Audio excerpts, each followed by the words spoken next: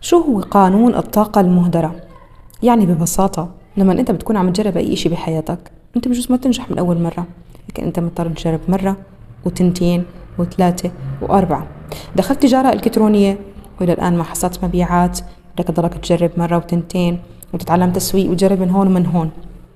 هذا قانون إلهي كوني موجود.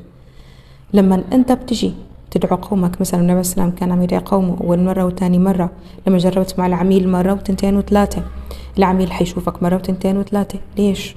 لازم يكون في قانون احتمالات، إنه أنا لازم ضلني عم جرب بعدين ممكن أنجح أو ممكن أختار طريق تاني. وهذا ببساطة هو سحر الاستمرارية، لأنه أنت بالنهاية لما تفهم هذا القانون وتعرف تماما أنه أنت ما رح تنجح من أول مرة وأنك أنت حتجرب مرة وتنتين وثلاثة، هيكون الموضوع ببساطة أنت عارف اللعبة صح، عارف أنه أنت حتجرب وتفشل وتوقع.